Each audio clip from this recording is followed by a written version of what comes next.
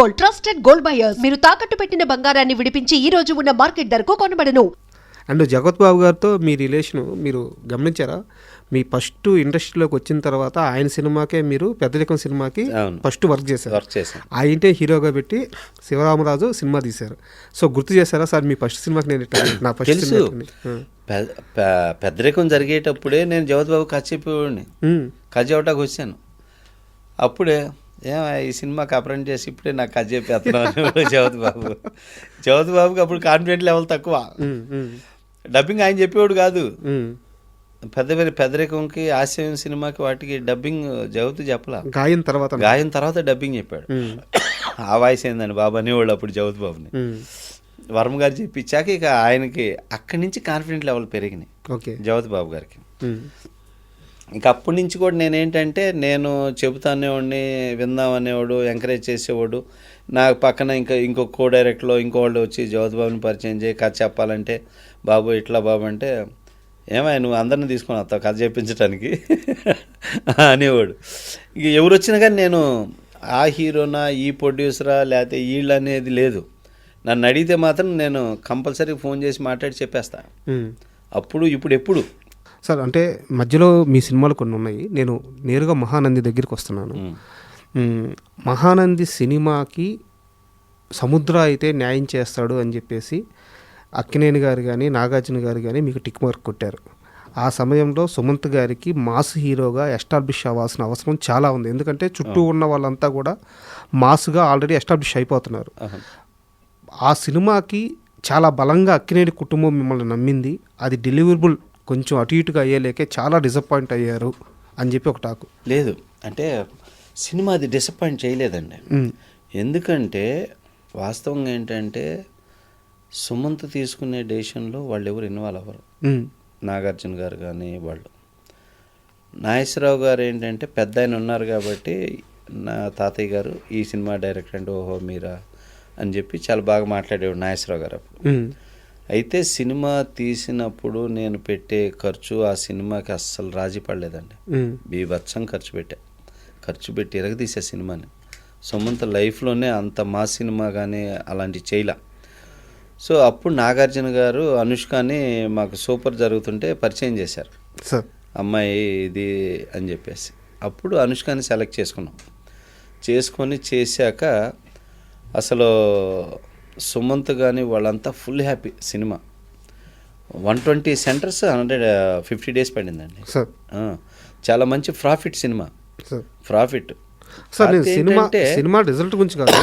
అయితే ఆ cinema publicity బాగా చేయలేదని వాళ్ళు కొంచెం ఫీల్ అయ్యారు. ఇంత మంచి సినిమా, ఈ రకమైన మా సినిమా అసలు ఎంత బాగా తీశాడు, దీన్ని ఎందుకు పబ్లిసిటీ తక్కువ చేశాడు ప్రొడ్యూసర్ అని కొంచెం అక్కడ ఇబ్బంది పడ్డారు. కానీ వెరీ వెరీ హ్యాపీ సుమంత్ బాబు కానీ వాళ్ళందరూ కూడా. నెక్స్ట్ నాగార్జున కూడా సముద్రాకి మనం చేద్దాం, మన స్టూడియోలో ఇద్దామని చెప్పి కూడా మాట్లాడాడు నాగార్జున గారు. అంటే ఇది కరెక్టో కాదో చెప్పండి. ఆ పబ్లిసిటీ ఇష్యూ ఒకటి, అండ్ ఇంకోటి ఆ సినిమాలో హీరోతో పాటు సుమంత్ గారితో పాటు శ్రీహరి గారికి ఎక్కువ స్క్రీన్ టైం దొరికిపోయింది. సో సుమంత్ని మనం ఇలా కాదు ఎస్టాబ్లిష్ చేయాలనుకుంది అనేసి ఒక అంటే అక్కడ ఏం జరిగిందంటే యాక్చువల్గా పబ్లిసిటీ విషయంలో కొంచెం పబ్లిసిటీ చేయలేదని వాళ్ళు ఫీల్ అయ్యారు. అదొకటి జరిగింది. శ్రీహరి గారు ఏంటంటే నేను యాక్షన్ హీరోని సుమంత్ మీద ఇలా చేశారు, ఇలా తీస్తున్నారు అనేది ఆయన ఫీల్ అయ్యాడు. సుమంత్ అనేవాడు హీరో సినిమాలో, మీరు ఒక character artist, supporting role. So అన్నయ్య, సో మనం ఎలివేట్ చేయాల్సిన దాన్ని మిమ్మల్ని ఎక్కడ వదిలిపెట్టలేదే.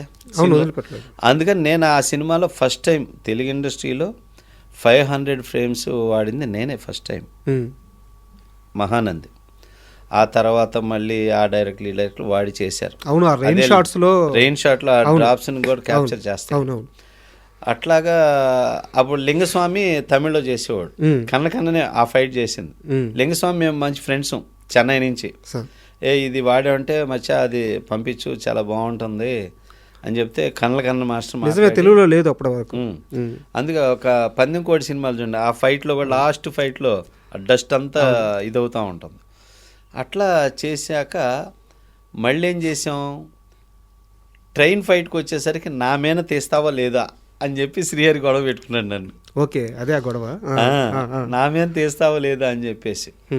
అంటే అన్న అది రెయిన్ బ్యూటీ ఉంటుంది, అది డ్రాప్స్ అయ్యేది. ఓన్లీ ఫాలింగ్కి రొటేట్కి వాడితే టూ మచ్ ల్యాగ్ అయిపోద్ది అన్న అంటే వినలా, అలిగాడు నా మీద, నువ్వు కావాలని చేస్తున్నావు అది చేసి. చేయటానికి నాకేముందన్న, తీస్తాను నువ్వే చూడని చెప్పేసి తీసా. తర్వాత ఓకే, ఇక్కడ శ్రీహరి గారికి నాకు మా ఇద్దరికి చిన్న క్లాష్ అయిందన్నమాట. ఆయన అలిగి నా మీద నేను నా వర్క్లో నువ్వెందుకు ఇన్వాల్వ్ అవుతున్నావు అని చెప్పేసి నేను ఆయన్ని అని కొద్ది రోజులు ఇద్దరు మాట్లాడుకోవాలా. ఓకే ఓకే, మాట్లాడుకోకుండా తర్వాత మాట్లాడి సారీ సముద్ర అది నీ వర్క్ అని చెప్పి తర్వాత అన్నయ్య రియలైజ్ అయ్యి మళ్ళీ ఇద్దరం ఒకటైపోయాం హ్యాపీగా. ఇది జరిగింది డిస్టర్బెన్స్. ఓకే, సారీ సార్, నాకు అంతే జరిగింది, రాంగ్గా ఇదే జరిగింది. వేరే బట్ గొడవ జరిగిందని తెలుసు కానీ ఏందనేది క్లారిటీ కాదు కానీ ఇది అనమాట. నా మీద తీర్తావా లేదని అడిగాడు శ్రీహరి అన్న. ఇంకా అక్కడ కొంచెం అంటే శ్రీహరి గారు అంటే మీలాగే నేను ఈ మధ్య చంద్ర గారిని కలిశాను, నాగార్జున మేకప్ మ్యాన్ చంద్ర గారిని. ఆయన కానీ వేరు వేరు డైరెక్టర్లతో మాట్లాడుతుంటే శ్రీహరి గారి గురించి ఎంత గొప్పగా చెప్తున్నారంటే అంత గొప్పగా చెప్తున్నారు. ఆయనతో మీకు ర్యాపో ఉంది కాబట్టి ఆయన చనిపోయినప్పుడు ఎలా అనిపించింది మీకు? చాలా బాగుంది. అంటే తను కొద్ది రోజుల్లో చనిపోతాడనగా జాయింటీస్తో వర్క్ చేస్తున్నాడండి. వర్క్ చేస్తున్నప్పుడు నేను వెళ్ళా శ్రీహరి అన్న నేను కలుద్దామని. వెళ్తే ఏంటన్నా జాయింటీస్ పెట్టుకొని నువ్వు ఇంత వర్క్ చేస్తున్నావు, అసలు ఇలా ఉన్నావు, చేయకూడదన్నా అంటే మనకేమైంది సముద్రయ్య అన్నాడు. లేదు తప్పన్నా, నాకు జాయింటీస్ వచ్చినాయి చెన్నైలో ఉండగా,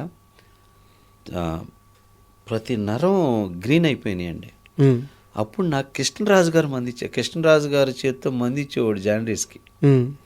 ఆయన చేతితో ఇస్తే చాలా మంచిది, కొంతమంది చెయ్యి అంత మంచిది. ఓకే, కృష్ణరాజు గారి చేతితో నాకు ఆ మంది ఇచ్చారు ఇక్కడ హైదరాబాద్లో. ఆయన సొంతగా చేస్తారు, సొంతగా ఇస్తాడు జాయింటీస్కి. ఓకే, అప్పుడు ఇచ్చారు నాకు ఆయన చేతితో. అలా నేను తీసుకున్నాను. అది తీసుకున్నాక నాకు బాగా తగ్గిపోయింది. సో అట్లాగా తీసుకున్నా. నువ్వు ఇలా చేస్తే మాత్రం చాలా డేంజరు, చూడు కళ్ళు ఇవన్నీ. పైగా జాయింటీస్ వస్తే మనిషికి బెడ్ రెస్ట్ కావాలి, బెడ్ రెస్ట్ కావాలి. నువ్వు బిర్యానీ తింటున్నావు, లివర్లన్నీ డ్యామేజ్ అయిపోతాయి.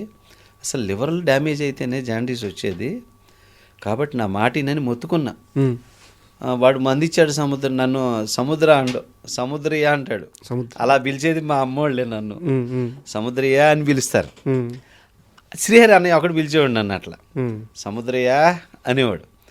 అట్లా శ్రీహరి అన్న చెబితే మరి వీళ్ళు ఇట్లా అన్నారు సముద్రం అంటే, లేదన్న తప్పు జరుగుతుంది, నా మాటిని ఏముంది అన్వి తినకపోతే ఏమైంది కొద్ది రోజులు, అది మానేయండి అన్న అంటే, సరే సముద్ర అట్లయితే ఆపుతానమ్మా అని చెప్పి అన్నాడు.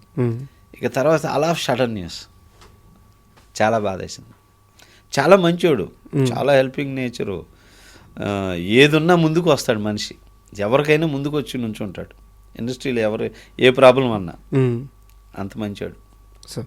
ఆయన లోటు ఉంది ఇప్పుడు, అంతే కదా. ఆ క్యారెక్టర్లు చేసేవాళ్ళు లేరుగా సార్. మీ సినిమాల్లో చూసుకుంటే అన్ని సినిమాలు ఇందాక నేను స్టార్టింగ్ చెప్పినట్టు చాలా గొప్ప సినిమాలు, మంచి ఎమోషన్ ఉంటుంది. అయితే ఒక టైగర్ హరిశ్చంద్ర ప్రసాద్ ఈ సినిమా విషయానికి వస్తే అన్ని సినిమాల్లో కంటే ఒక గ్రాండ్నెస్ కనిపిస్తుంది. ఆ క్రౌడ్ కానీ అండ్ ఆ ఎద్దుల బండ్లు కానీ లేకుంటే ఆ జనం షార్ట్స్ కానీ ఒక భయంకరమైన ఒక రిచ్నెస్ కనిపిస్తుంది సినిమాలో. సో అంటే హరికృష్ణ గారి మార్కెట్కు మించి ఆ సినిమాకి ఎందుకు ఖర్చు పెట్టారు, ఎవరు దాని అమ్మాయి? హరికృష్ణ గారు మేమిద్దరం శివరామరావు చేసేటప్పుడు మా నాన్నగారి కోరిక ఒకటి మిగిలిపోయింది సముద్ర. రైతుల మీద సినిమా చేయాలని నాన్నగారికి ఉండేది. ఆ టైంలో అదొక్కటి చేయలేకపోయాను హరి అనేవాడు నా దగ్గర. అది చేయాలి సముద్ర, మనం అలాంటి కథ వింటున్నా, పోసాన్ రెడీ చేస్తున్నాడు, నువ్వే చేయాలి అది అని చెప్పారు.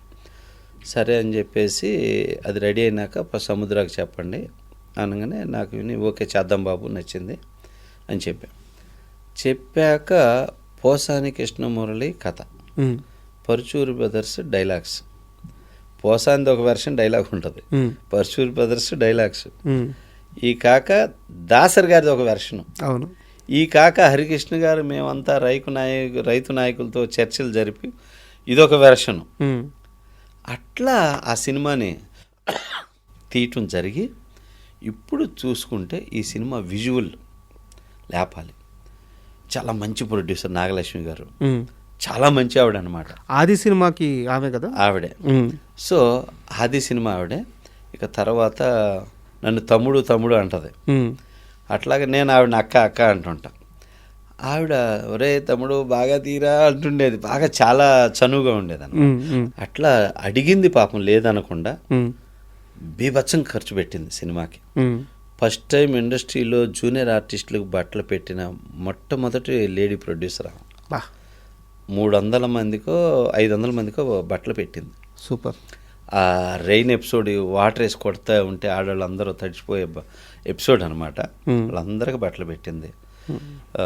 షూటింగ్ జరిగిన రోజులు ఏ లోటు లేదు అసలు.